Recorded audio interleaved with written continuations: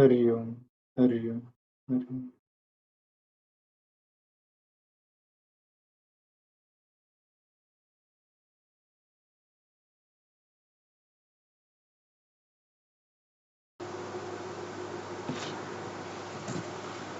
हरि ओम.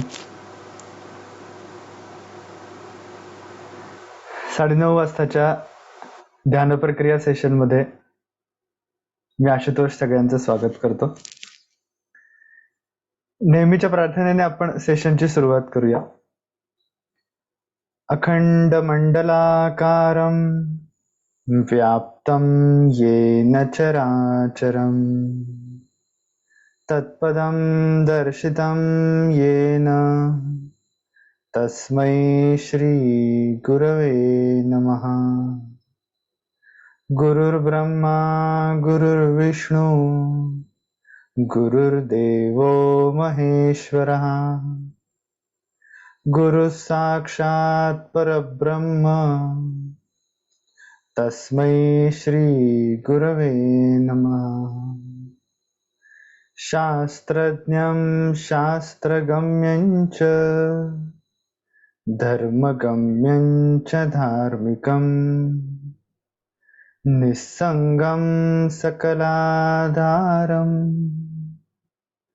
भक्तं स्वात्मरतं तथा वाङ्मिनं शान्तमूर्तिं च भक्तदुःखप्रणाशनम् योगिनं माधवानन्दं सोऽहं रूपं नमाम्यहम्.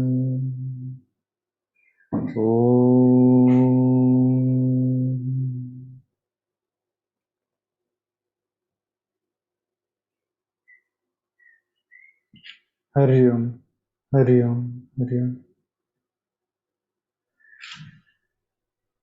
नवे वावगी चाहुटी कामपोटी क्रियेविण वाचाळता तेची मोठी मुखे बोलिल्या सारिखे चालत आहे मना सद्गुरु तोची शोधून पाहे. मनाच्या श्लोकांमधला शेवटचा जो भाग आहे त्यामध्ये समर्थ सद्गुरु म्हणजे काय, सद्गुरु कसे ओळखायचे या विषयावरती विशेष असं विवरण फार कमी जणांनी केलेलं आहे की सद्गुरु म्हणजे कसे ओळखायचे, सद्गुरूंना कसं ओळखायचं. दासबोधामध्ये त्याच्याविषयी स्पेसिफिकली अख्खा समासच आहे आणि त्या समासाचं वैशिष्ट्य असं आहे की त्यामध्ये बराचसा भाग हा सद्गुरु म्हणजे कोण नाही याविषयी आधी बराचसा भाग सांगितलेला आहे. जे करामती दाखविती तेही गुरु म्हणी जेती परी ते सद्गुरु नव्हे ती मोक्षदात. सांगती औषधी प्रयोग का सुवर्ण धातूचा मार्ग.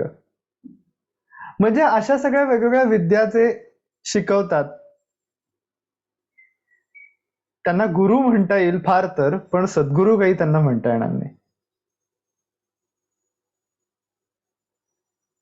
मग सद्गुरु म्हणजे कोण, तर दासबोधामध्ये त्याच्याविषयीची पहिली ओवी येते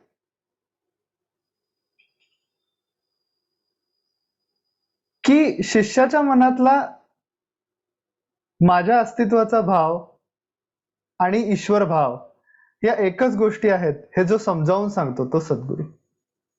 विघडले देव आणि भक्त, विघडले म्हणजे वेगळे झाले, जीव शिवपणे द्वैत त्या देवभक्ता एकांत करीतो सद्गुरु.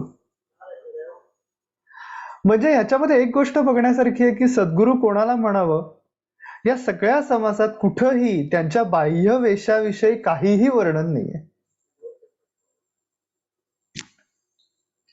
की त्यांनी कफनी घातलीये का त्यांनी जटा वाढवल्यात, हातामध्ये माळ आहे, कपाळाला चंदन किंवा असं काही लावलंय का, राख फासलीये का शरीराला, काही नाही. सगळ्या सद्गुरु स्तवन समासामध्ये पूर्ण समास हा सद्गुरूंच्या सगळ्या व्यक्तिमत्वाच्या गुणाविषयी आहेच, पण मुख्यतः त्यांच्या स्थितीविषयी आहे, अंतरंग स्थितीविषयी.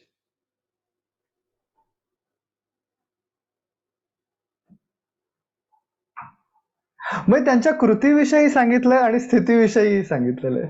कृतीविषयी काय सांगितलंय? जो कोणी ज्ञानबोधी, समूळ अविद्याछेदी, इंद्रिय दमन प्रतिपादी, तो सद्गुरू जाणावा.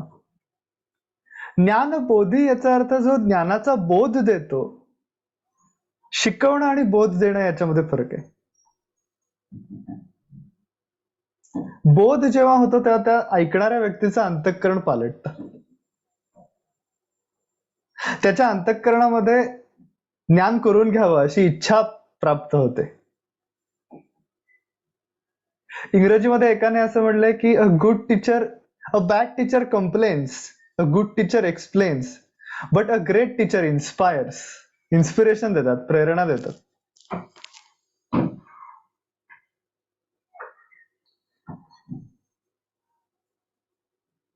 दुसऱ्या एका ठिकाणी समर्थांनी असं म्हणले, तो जनामध्ये वागे परी जना वेगळ्या गोष्टी सांगे, जयाचेनी ज्ञान जागे तोची साधू. ज्ञान जागे याचा अर्थ अंतःकरणामध्ये ज्ञान प्राप्त करून घ्यावं अशी इच्छा निर्माण होते. गोंदवलेकर महाराज असं म्हणायचे की ज्याच्या सहवासामध्ये असताना मनाला अकारण प्रसन्न वाटतं, तो संत आहे असं समजावं. किंवा त्यांचं असं पण दुसरं एक वाक्य आहे महाराजांचं की परमात्म्यासारखा दयाळू कोण? वस्तूशिवाय समाधान देणारा भगवंत आहे.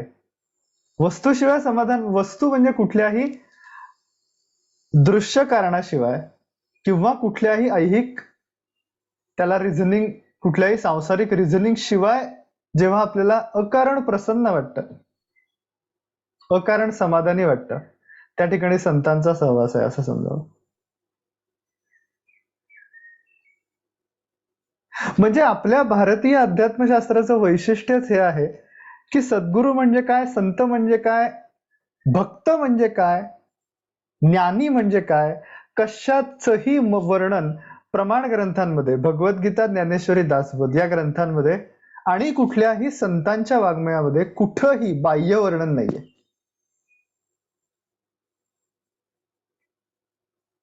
भक्त कोणाला म्हणावं याविषयी भगवद्गीतेमध्ये जे वर्णन आलेलं आहे, भक्ताची लक्षणं काय,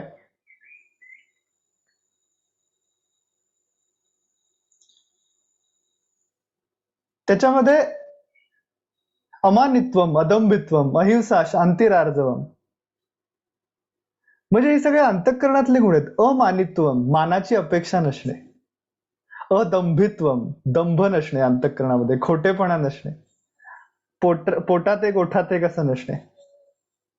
म्हणजे हे सगळे अंतःकरणाचे गुण सांगितलेले आहेत. किंवा संतुष्ट, सततम योगी, म्हणजे योगी म्हणजे कोण तर जो सतत संतुष्ट असतो. म्हणजे संतोष हा त्याच्या अंतःकरणाचा सहज स्वभाव असतो. ठरवून प्रत्येक गोष्टीमध्ये समाधान मानतात अशी जी अवस्था आहे ती वेगळी पातळी आहे. आणि जे मुळातच संतुष्ट असतात त्यांचा सहज स्वभावच संतुष्ट असतो, ही वेगळी पातळी. डेव्हलपच होत जाते ती. म्हणजे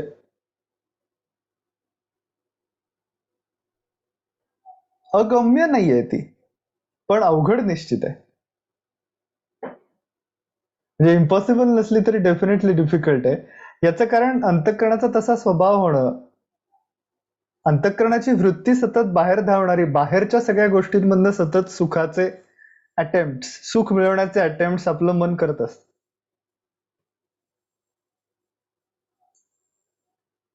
म्हणजे आपल्या मनामध्ये जेव्हा कुठलाही विचार येतो तर त्या विचाराचा कुठेतरी स्रोत हा माझ्या वैयक्तिक सुखाशी डेफिनेटली असतोच. आणि ते सुख हे, म्हणजे त्या सुखाचा एंड रिझल्ट आनंद, असा त्याचा गोल असतो की सुख का पाहिजे, हवंय सुख आयुष्यात, तर सुखातून आनंद मिळेल. म्हणजे हे, आणि मिळतोच आनंद, त्याच्यामध्ये ते काही चूक नाहीये. पण संत आपल्याला शिकवतात की सुखातून आनंद तुम्ही मिळवताच ऐहिक गोष्टींमध्ये, संसारामध्ये, पण अध्यात्मामध्ये शांतीतून आनंद कसा मिळेल याची विद्या संत शिकवतात. शांत राहून शांतीतून आनंद ही विशेष गोष्ट आहे.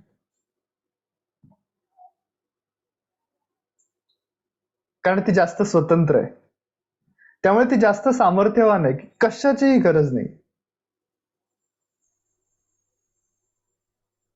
तुकाराम महाराजांनी एका अभंगात म्हणले, आघाता वेगळा असे ठाव हा निराळा, तुका म्हणे स्थळ धरुनी राहिलो निश्चळ. आघाता वेगळा असे ठाव हा निराळा, याचा अर्थ आघात म्हणजे आयुष्य जगत असताना आपल्या मनावरती बाहेरच्या घडणाऱ्या आजूबाजूच्या सगळ्या घटनांचं आपल्या मनावर उठणारं प्रतिबिंब म्हणजे आघात. तर माझी जी साधना आहे ती या सगळ्या आघातापासून वेगळीच आहे. आघात वेगळा असे ठाव हा निराळा. मी हा जो शोध घेतोय मस्तकामध्ये अवधान केंद्रित करून, तो या बाह्य सगळ्या आघातांपासून वेगळाच आहे, स्वतंत्रच आहे.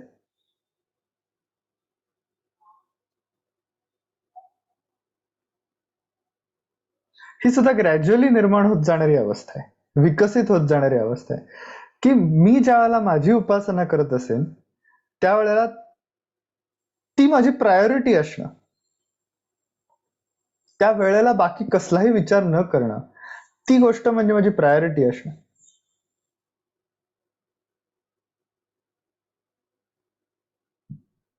तुका म्हणे स्थळ धरुनी राहिलो निश्चळ. स्थळ म्हणजे भ्रूमध्यपाशीचं स्थान, हे स्थळ, दुसरं कुठलं स्थळ नाही, हे स्थळ.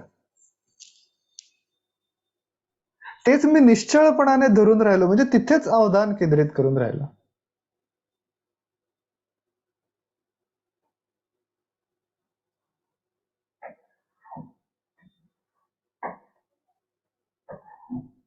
आणि अशा प्रकारे ह्याच्यातनं, या उपासनेमधनं जी शांती हळूहळू प्रस्थापित होत जाते आपल्याच आतमध्ये,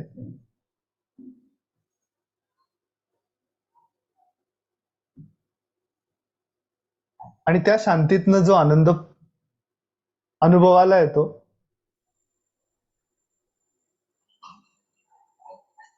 त्याचा वेध घेता घेता हे लक्षात येतं की अवधान कुठे फोकस करायचं. तर या ठिकाणी अवधान केंद्रित केल्यानंतर, मंत्र चालवल्यानंतर, श्वास घेताना सो, सोडताना हम असा मंत्र चालवणे, आणि मग शांत राहणे, कुठलाही विचार न करणे, केवळ त्या मंत्रावरतीच आता अवधान आहे, इतर कुठेही अवधान नाही, केवळ त्या मंत्रावर अवधान आहे. आता त्या मंत्रामधून जो अर्थ प्रतीत होतोय, सोहम या मंत्राचा अर्थ सगळ्या विश्वामध्ये जे चैतन्य आहे तेच माझ्यामध्ये आहे, हा त्या मंत्राचा अर्थ. तो अर्थ मनामध्ये आणणे जरूर, आणि विश्वामध्ये असलेलं चैतन्य हे माझ्या आतमध्ये आहे, तर मी केवळ माझ्या आत्मचैतन्याचा म्हणजे स्वचा, मी आहे या माझ्या मूळ जाणीवेचा वेध घेणे, इथपर्यंत आपल्याला यायचं आहे. की अस्तित्वाच्या जाणीवेवरती मला फोकस करता आलं पाहिजे, दिवसातून एकदा तरी, शुद्ध अस्तित्वाच्या जाणीवेवर शांत बसून, इतर कुठलेही विचार न करता.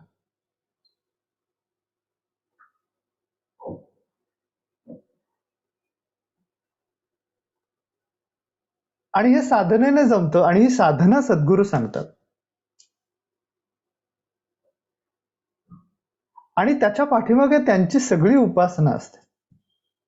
म्हणून त्यांनी ते सांगणं आणि इतर कोणी हे सांगणं याच्यामध्ये हा फरक असतो, की त्याच्या पाठीमागे त्यांची सगळी उपासना, त्यांची स्वतःची स्वरूपस्थिती हे सांगताना त्या शिष्याला सहाय्यभूत होते, समजूनही घेण्यासाठी. आणि पुढे सुद्धा तो एकदा का त्या मार्गावरती जायला लागला की त्या मार्गावरती येणारे टप्पे, सद्गुरू स्वतः तो मार्ग आचरून आलेले असल्यामुळे त्यांना त्याच्या मार्गावरचे टप्पे, त्याला काय अडचणी येतील, काय येतील, हे त्यांना कळू शकतं, कारण ते स्वतः त्या मार्गावरून गेलेले असतात. म्हणून समर्थ इथे म्हणतात, मुखे बोलल्यासारखे चालत आहे. फार इंटरेस्टिंग गुण आहे हा, कारण का माणूस, बऱ्याचदा आपण असं बघतो की माणसं जे बोलतात त्याच्यासारखं अजिबात वागत नाहीत कधीच, म्हणजे उलटच आहे.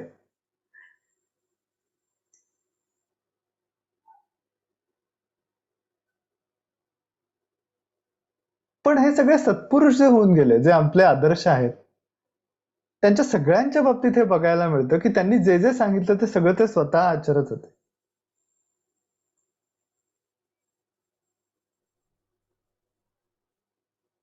भगवद्गीता सगळेजण स्वतः आचरत होते. रमण महर्षी म्हणून जे होऊन गेले संत, तिरुवन्नमलाई इथे त्यांचा आश्रम आहे, साऊथ मध्ये, तामिळनाडूमध्ये. त्यांच्या बाबतीतला एक खूप सुंदर प्रसंग आहे की त्यांच्या आश्रमामध्ये ज्याप्रमाणे सगळे साधक राहायचे, त्याचप्रमाणे तो आश्रम सगळ्या प्राणी पक्ष्यांना सुद्धा खुला असायचा. आज सुद्धा तुम्ही तिथे गेलात तर त्या आश्रमामध्ये मोर वगैरे असे आजूबाजूला हिंडताना दिसतात, कारण रमण महर्षींचा स्वभावच खूप भूतदया. आणि भगवद्गीतेचा हा श्लोक, आत्मौपम्येन सर्वत्र समम पश्यति योर्जुन, म्हणजे स्वतःच्या मध्ये सगळ्या विश्वाला पाहणे आणि सगळ्या विश्वामध्ये स्वतःला पाहणे, ही स्थिती ठरवून नाही की आता सगळीकडे परमात्मा आहे म्हणजे या खिडकीमध्ये पण आहे, या भिंतीत आहे, या खांबात आहे, असा विचार करून ते होणार नाही. आपल्या आतमधल्या ईश्वराचा म्हणजेच स्वच्या चैतन्य तत्वाचा अनुभव घेतल्यावर, डोळे उघडल्यानंतर आपोआपच ते ज्ञान, ती अनुभूती घेऊनच माणूस जगाकडे बघतो, तेव्हा सगळ्या विश्वात तो भरलेला आहे हे त्याला जाणवतं. तर हा आत्मौपम्येन सर्वत्र या श्लोकाचं उत्तम चालतं बोलतं उदाहरण काय असतील तर ते संत असतात. तसेच रमण महर्षी सुद्धा होते. तर त्यांच्या आश्रमामध्ये सगळ्या प्राण्यांना वगैरे प्रवेश असायचा. तर तिथे एकदा त्या आश्रमाच्या शेजारी एक झाड होतं, तिथे झाडावर काही माकडिणी बसल्या होत्या आणि आश्रमाच्या बाहेर काही फळं ठेवली होती काढून एका टोपलीमध्ये. तर माकडं जी होती तर ती जरा अग्रेसिव्ह होती, त्यामुळे माकडं येऊन फळं घेऊन जायची पटकन. कोणी मध्ये आलं तर त्याला माराय बिरायची, हल्ला करायची. मी तर फळं घेत असताना कोणी मध्ये आलं तर. पण माकडिणी ज्या होत्या तर त्या थोड्याशा बुजऱ्या होत्या.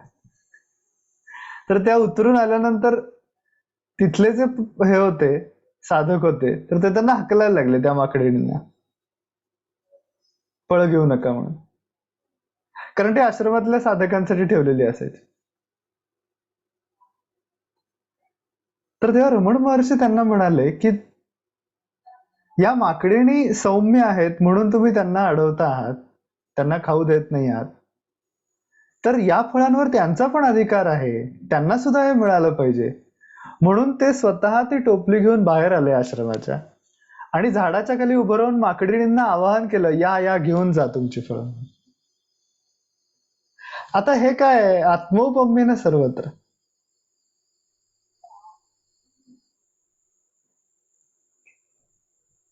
किंवा त्यांच्याच बाबतीत एका खारोटीची सुद्धा गोष्ट आहे की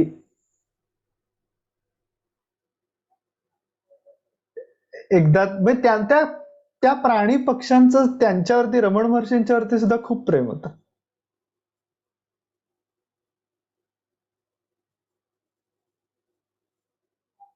खारोटी जी असते तर ती एकदा त्यांच्या बोटाला चावते आणि मग ते काही दिवस बोलत नाहीत तिच्याशी की तू चावलीस ना माझ्या बोटाला, आता मी बोलणार नाही तुझ्याशी असं म्हणून. तर तिला जे काही खायला हवं असायचं ते रमण महर्षींनीच तिला भरवायला हवं असायचं. समोर ठेवलेलं असलं तरी सुद्धा ती ते खायची नाही, जर का रमण महर्षींनी ते तिला भरवलं नाही तर. म्हणजे अशा प्रकारचा विशेष संबंध होता त्यांच्यामध्ये. आणि हा फक्त भावनिक नव्हता, हा ज्ञानात्मक होता. की विश्वामधलं चैतन्य आणि माझ्यातलं चैतन्य हे एक आहे, हे अनुभूतीजन्य ज्ञान त्या संतांच्या जवळ होतं.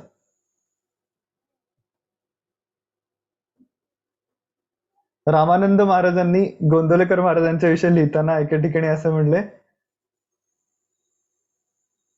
तत्वाचे बोल फोल बडबडता कितीतरी, शमली का आग त्याने अंतरीची कधीतरी.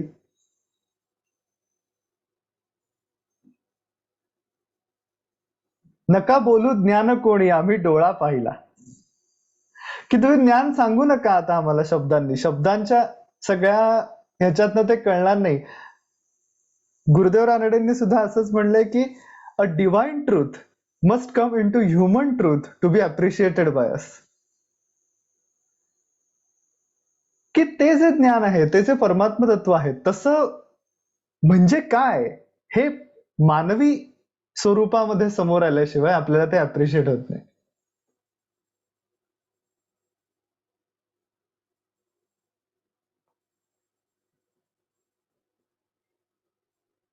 पण मुख्यतः संत काय सांगत असतील?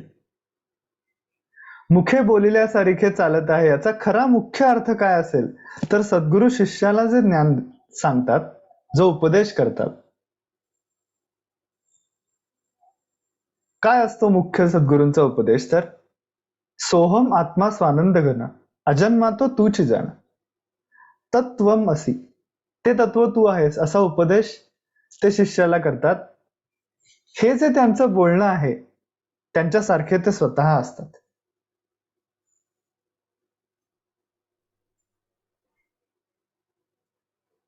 स्वतः ती व्यक्ती साक्षात्कारी असेल, तर त्या व्यक्तीने तिचा अनुभव घेतला असेल, तर तिच्या सांगण्याला एक तेज असतं.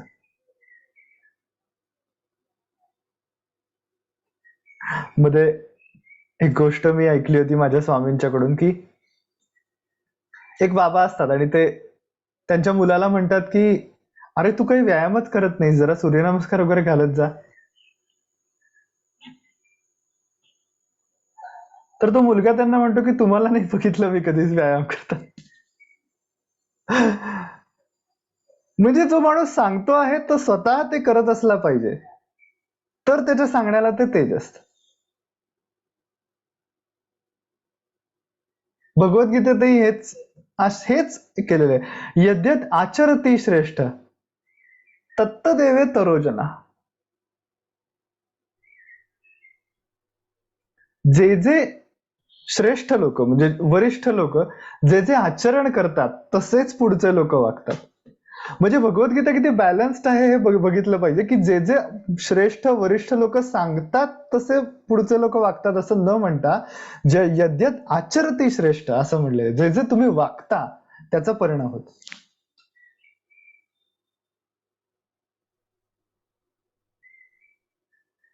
म्हणून मुखे बोलिल्यासारिखे चालत आहे, मना सद्गुरु तोची शोधून पाहे. की हा शोध घ्यायला लागेल. सद्गुरूंचा शोध घ्यायला लागेल असा पण त्याच्यामध्ये एक अर्थ आहे, आणि आपल्या आतमध्ये सद्गुरु तत्वाचा शोध घ्यायला लागेल असाही त्याच्यात अर्थ आहे. की खरंच सद्गुरु माझ्या अंतःकरणामध्ये प्रगट कसे होतील? मी ज्यावेळेला त्यांनी सांगितलेली उपासना नीटपणाने, निष्ठेने, नित्यपणे करेन, त्यावेळेला मला त्यांच्या स्वरूपाचा अनुभव येईल. त्यावेळेला मला त्यांचा सहवास, अंतरंग सहवास सतत लाभेल. तेच सद्गुरू आतमध्ये आपल्या.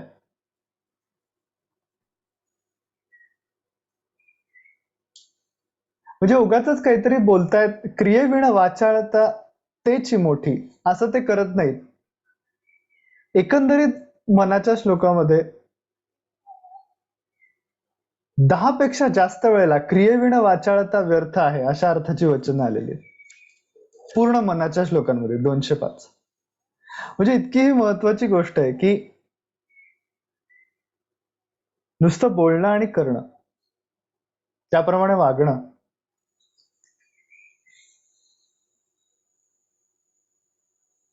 याचं कारण मुख्य म्हणजे सद्गुरू हे फक्त हा उपदेश करतात असं नाही, पूर्ण जीवन शिष्याने त्याप्रमाणे घडवावं असाही त्याच्या पाठीमागे एक उद्देश असतो.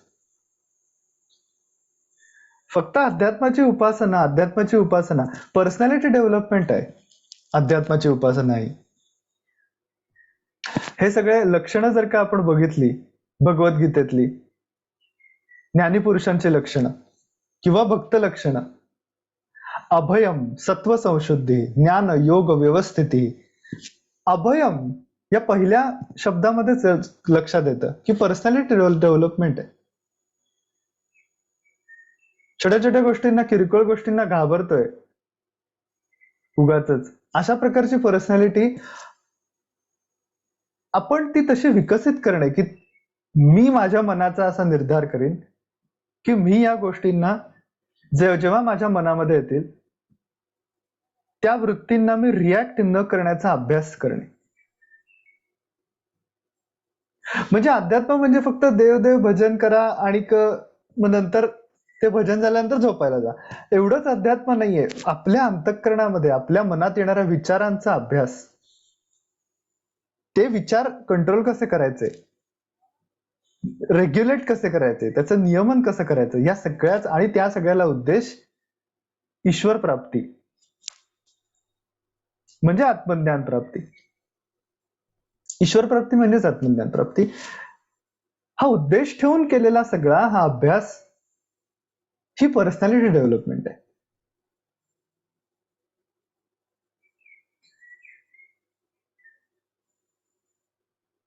त्यामुळे अशा प्रकारे सद्गुरू म्हणजे कोण हे तू शोधून पहा असं समर्थ प्रेरणा देत आहेत. आणि प्रेरणा देताना स्वतःच ते तसे आहेत हे आपल्याला जाणवतं, कारण दासबोधाचा सगळा समास जो सद्गुरु स्तवन आहे किंवा गुरु लक्षणाचा आहे, प्रत्यक्ष समर्थांवरती प्रोजेक्ट करावा असा तो समास आहे. कारण स्वतःच ते ती अनुभूती घेऊनच वावरत होते.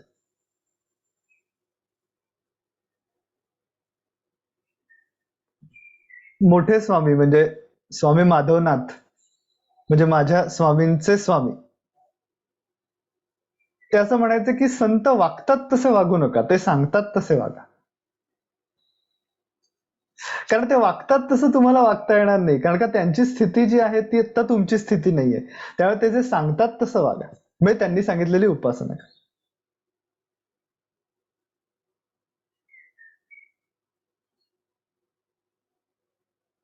त्यामुळे त्यानुसार आपल्याला सद्गुरूंनी जी उपासना सांगितली आहे, मुख्यतः नाम ध्यान यांच्यासह अंतरंग विकसित करून ते ईश्वर प्राप्तीसाठी योग्य करून ठेवणे. ज्याप्रमाणे शबरीने अगदी तरुणपणी ती त्या आश्रमामध्ये आली, पण पूर्ण तिचं आयुष्य त्या आश्रमाची देखभाल करणं, गुरूंची सेवा करणं, आणि ज्यावेळेला गुरूंनी देह ठेवला त्यावेळेला तिला सांगितलं की आश्रमामध्ये प्रभू श्रीराम येणार आहेत, त्यावेळेला सुद्धा ती तरुण होती. त्यानंतर म्हातारी होईपर्यंत दररोज आश्रमाकडे येणाऱ्या सगळ्या वाटा साफ करून ठेवणं, नुसतं साफ नाही तर सुशोभित करणं, अंतःकरण नामस्मरणाने सुशोभित करणं, आणि आश्रमाकडे येणाऱ्या वाटा या फुलांनी फळांनी सुशोभित करणं. म्हणून त्या शबरीच्या बोरांना एवढा गोडवा आहे, कारण तिचं सगळं आयुष्य आहे त्याच्या पाठीमागे. त्याप्रमाणे आपण थोडं तरी त्या वाटेवरती चालण्याचा दररोज थोडा वेळ तरी प्रयत्न करू, आणि तीच आपल्या सद्गुरूंची सेवा आहे असं त्यांनीच आपल्याला सांगितलेलं आहे. त्यानुसार आता आपण थोडा वेळ शांत बसून मस्तकामध्ये अवधान केंद्रित करूया. श्वासावरती मंत्र चालवून श्वास घेताना सो, सोडताना हम असा मंत्र चालवणे. सुरुवातीला काही श्वास दीर्घ घेणे आणि त्यानंतर स्वचा वेध घेण्याचा प्रयत्न करणे. स्व म्हणजे मी आहे असं म्हटल्यानंतर मला जे जाणवतं त्या मूळ अस्तित्वाच्या जाणीवेचाच वेध घेण्याचा प्रयत्न करायचा. सुरुवातीला 3 वेळा ओंकार करूया आणि त्यानंतर 10 मिनिटं शांत बसूया. हरिओम.